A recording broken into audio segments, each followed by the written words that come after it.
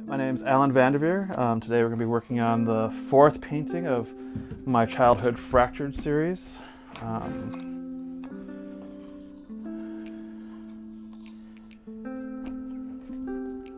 Just kind of going back and forth on what I was actually, what experience, memory I was going to paint today.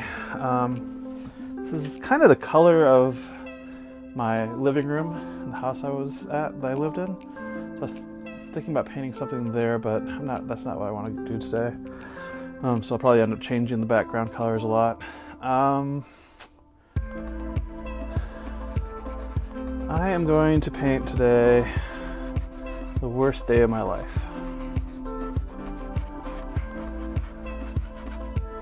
I've already done, let's see, the last two paintings I've done were parts of this day. Let's see, is that true? No, I'm sorry. The second painting I did was part of this day. This is the beginning. There's probably going to be at least four paintings from this day in my life.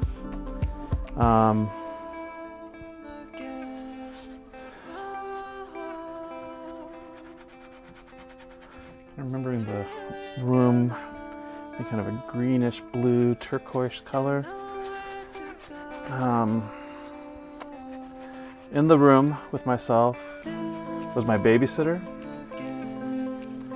her younger brother, who I think it was his room, and Mary, who was the daughter that was the same age as I was. The one that a lot of the she was there, and she was part of this whole journey with me. Almost every incident that happened with the Morgan, she was right there.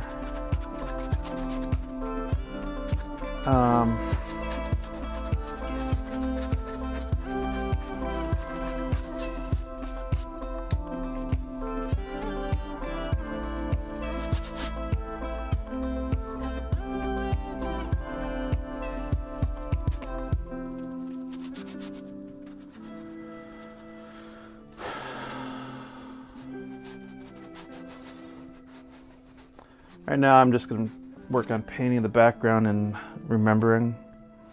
So when I get to painting beyond the background, I'll be more in that state of mind. So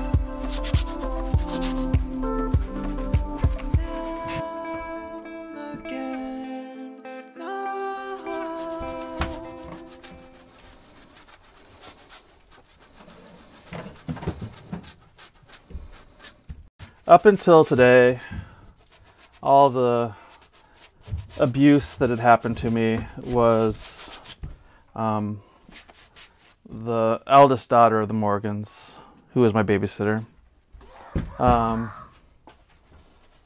It was her forcing her sister and I, mainly her forcing her sister and I to do sexual things together.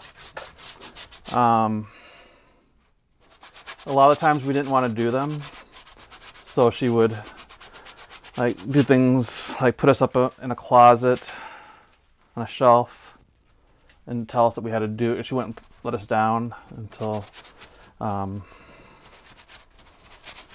we did what she told her, or what she told us to do. I'll hold off on talking about that more until I do that painting.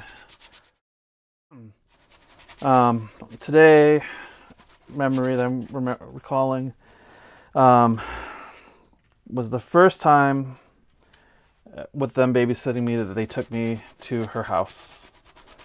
I can't remember why, but for some reason when my dad was leaving,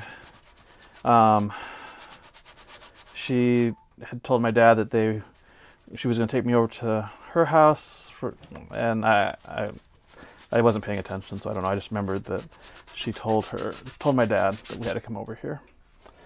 So we were all in Mark's room, and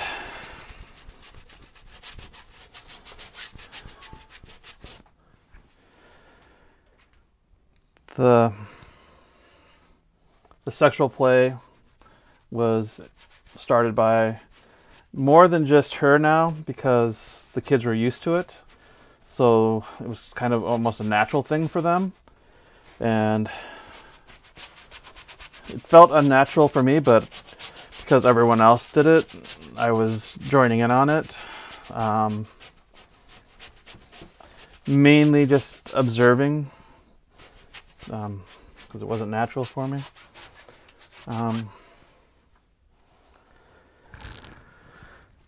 And then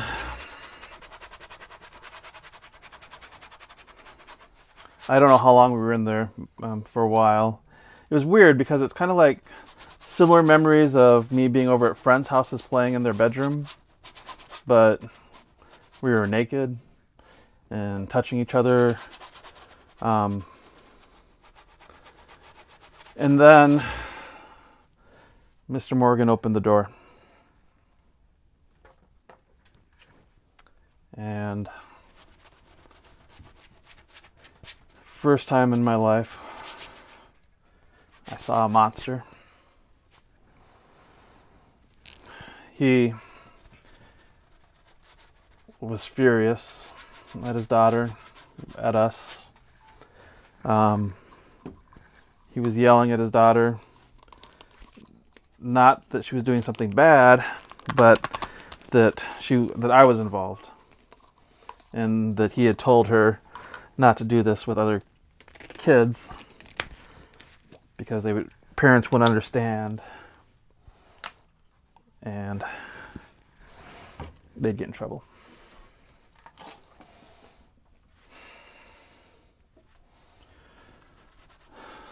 So the next thing I know, Mr. Morgan's grabbing me, putting me over his knees. I think I'm scared he's going to spank me, but instead, I gotta get the background done a little bit more before I go into that. So I won't be able to do it.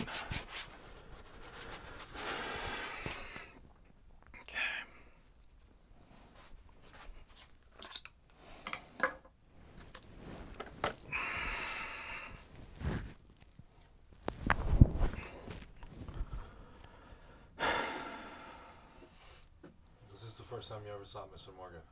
No. Okay, so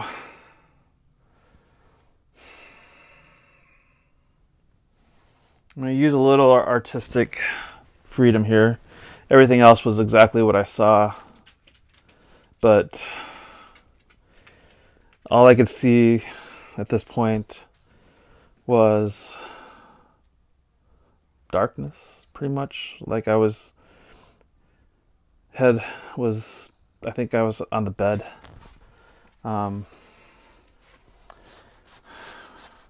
I did these paintings earlier when I was in college, when I was going through therapy, I painted this one as a swirl.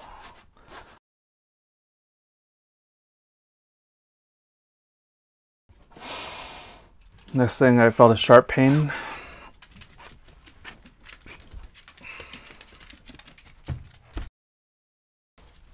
and I screamed.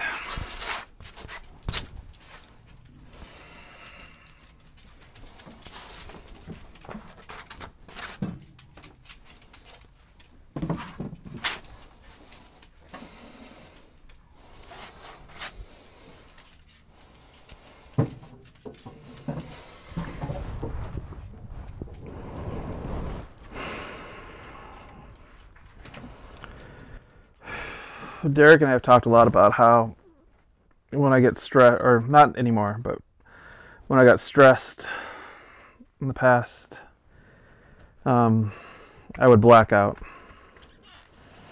It was like falling into a cave.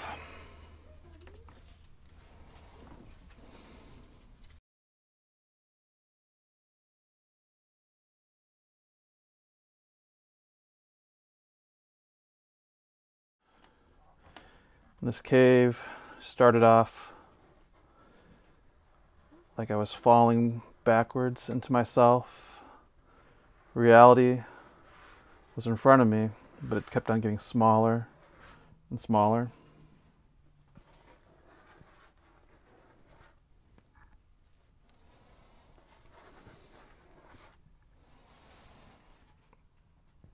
Until I'd go into blackness. At this point, I'd be inside my head. I didn't totally understand all of this until my ex-wife and I were breaking up. And during that time, I was practicing meditation. And as I fell back into this space, I, for the first time, caught myself falling. And I started using the breathing techniques and meditation techniques that I was using. And I let myself fall, but as I was falling, I was meditating. And I found myself in this dark, earthy cave.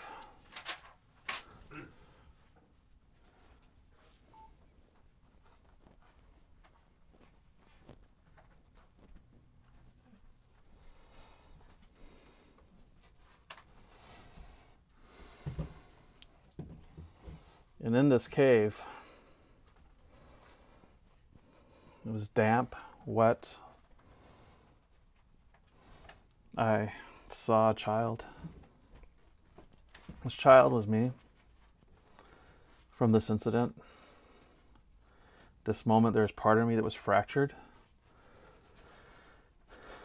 Part of me that was taken away. It had been there since this day, and whenever I would get stressed or scared, I would find myself here in this hole.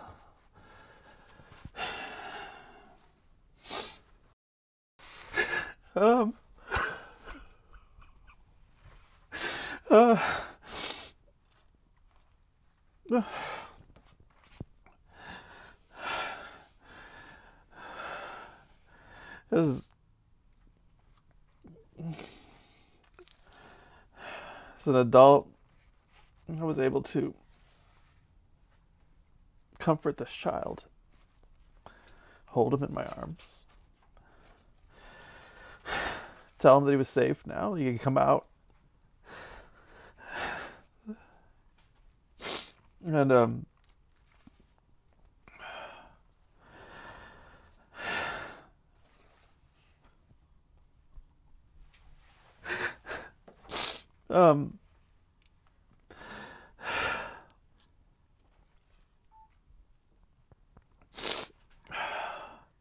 I brought him back out of the cave. It was reverse of going into the cave. And for the first time in my life, I felt whole. First time in my life, I was whole since this incident. I had trauma-induced dyslexia, and after this moment, I became a better speller. Reading became easier. My whole life changed. I was 30 years old. It took the death of my relationship, the death of my family, the ending, to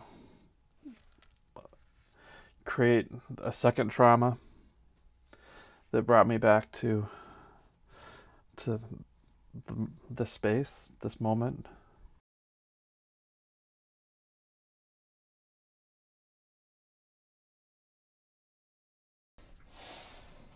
So I went back into this space and I started making it beautiful.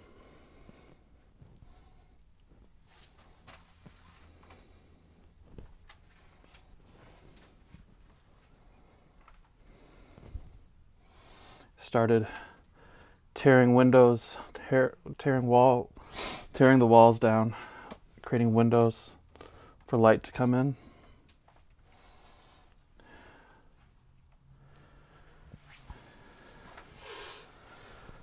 One of the things I noticed the most after this experience was everything looked different.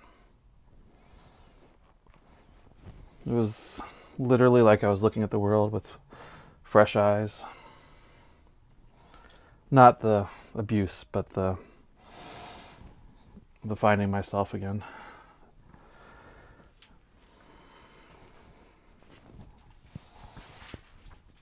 For over half my life, there's part of me that lived in this cave.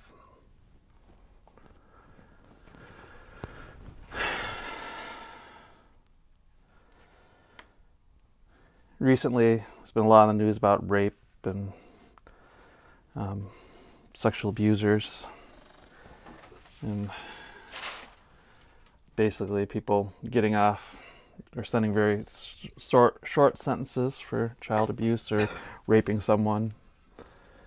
Even these abusers, I tried to press charges when I was 19, but the statute of limitations had ran out, so they wouldn't let me. These people deserve to be in a cell like they put me. And if you put someone in a cell for half their life for no wrongdoing of their own, those people should be punished. When I was going through counseling, especially after remembering this moment, I really wanted to kill the Morgans. Not all of, just the father. Not the mother? No. She was a participant, but not the monster. She was a different kind of monster. An enabling monster, maybe.